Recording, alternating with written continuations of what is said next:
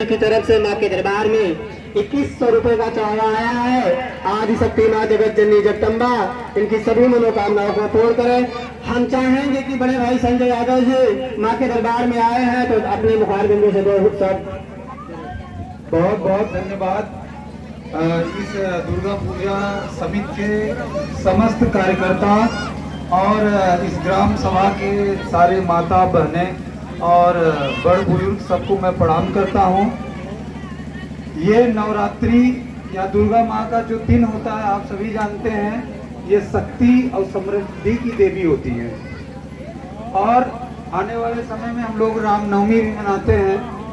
आपको पता भी है कि जब भगवान राम रावण से युद्ध कर रहे थे तो पहले दिन रावण जिस तरीके से युद्ध करना प्रारंभ किया, और आप लोगों को पता होगा कि वो जो दिन था वो समय राम भगवान अपने आप को हारता हुआ महसूस कर रहे थे।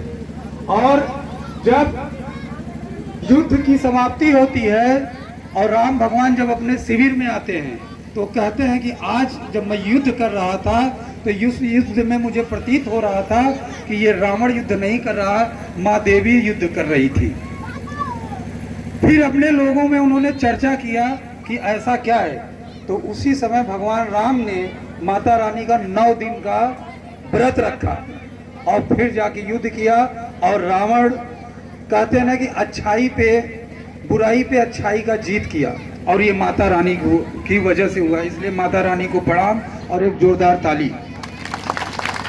आज बड़ा सौभाग्य है कि हम अपने बड़ बुजुर्गों के बीच में आए हैं और बहुत खुशी होती है कि आज हम लोग अपने गांव से शहर जाते हैं। अम्मी शुरुआती में अपना शिक्षा दीक्षा लिए, इलाहाबाद विश्वविद्यालय में पढ़े, आगे कमाने धमाने के लिए और आगे बढ़ गए। सारी चीज़ें जब मिल जाती हैं तो बस एक खालीपन महसूस होता है गांव। और मुझे बहुत खुशी है कि मैं आज अपने परिवार और गांव और बड़ बुजुर्गों के बीच में जब आता हूं, अपने पुराने लोगों को जब पाता हूँ, बताते हैं कि आप फलाने के लड़के हैं, फलाने के नाती हैं, तो ये होता है कि असली पूंजी हम नहीं, जो हमारे पूर्वजों ने बना की असली पूंजी वो है।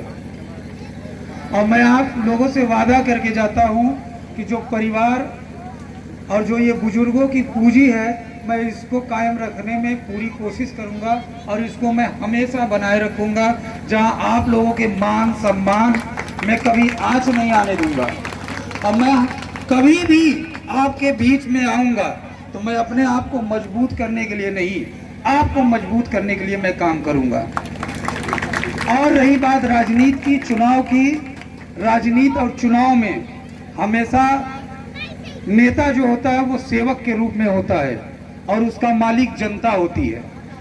हमेशा राजनीति में नेताओं की अदालत जनता होती है और उसके वकालत उस समाज के अगुआ लोग होते हैं।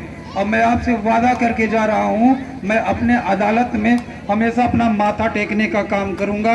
कभी मैं अपनी अदालत में अपनी वकालत मैं खुद नहीं करूंगा, हमारे बड़ बुजुर्ग और सीनियर करने का काम करेंगे। इसी बातों के साथ कई जगह जाना है और आप लोगों ने जो प्यार सम्मान आशीर्वाद दिए है, मैं इसको अपनी पूंजी के रूप में समेट के रखूंगा और सबको प्रणाम करता हूँ।